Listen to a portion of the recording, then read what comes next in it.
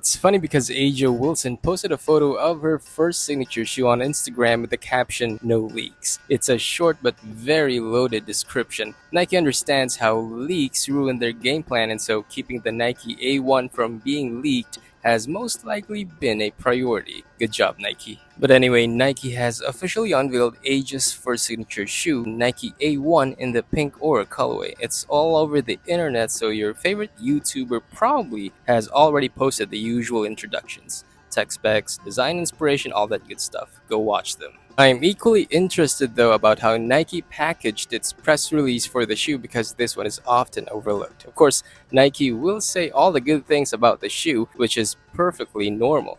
But what about the other things? Come closer and let's talk.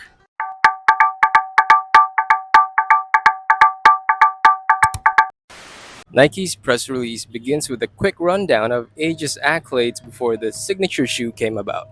Nike then teases us what more if she has the Nike A1. Age sums it up by saying, "If you think you've seen my best, think again."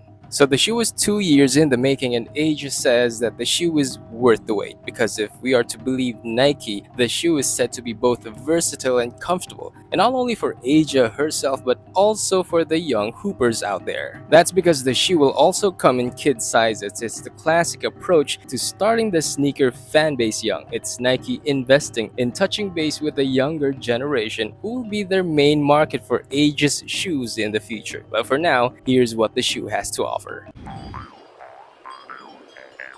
The shoe uses what Nike calls Cushionline ST2 foam on top of a firmer base for the cushioning. Cushionline ST2 is not a new foam material. It's been used in the Brooks Levitate 2 women's running shoe, originally released back in 2018, much earlier than the Nike Sabrina 2, which reportedly also had a similar foam material. Then you have a mesh upper that has targeted layers for support and flexibility, laces that Aja herself loves, a traction pattern that consists of radiating broken lines for the treads, which Nike fancifully describes as reimagined, a pearlized swoosh on the lateral, and a TPU midsole frame. Yes, you heard that right. There is no mention of a rectangular zoom because there is none, which is a breath of fresh air for some, myself included. As for the overall design, it's still as Nike as it gets.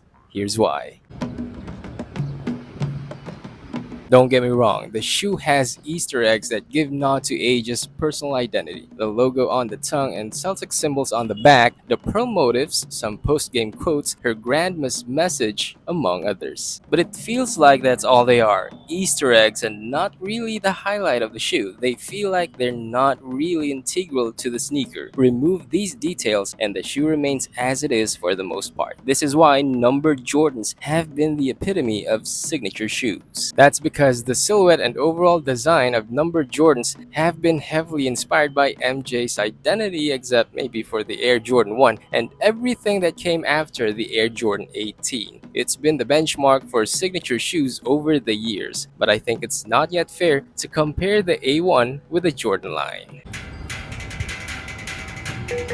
Ben Nathan-Kame led the shoe's design. To some observers, his recent designs usually build the shoe around the swoosh. I still hope for the day when Ben's design have the logo not just there for branding or slapped on the upper like an afterthought but is fully integrated into the shoe's design. The Adidas Harden Volume 9 is a prime example, but many people are not ready for that conversation. Hopefully we will see something in the future that less formulaic, something that doesn't heavily rely on the prominent swoosh branding to sell. Something where the design itself will drive the marketing for the shoe and not the logo, because the Nike A1 kind of looks like it should have been the Nike Cosmic Unity 4. Let's give Nike the benefit of the doubt because this is just the first shoe of Aja after all. Anyway, congratulations to Aja Wilson and Nike. The Nike A1 will retail in May 2025 for $110. The shoe will most likely sell as it is a first signature shoe.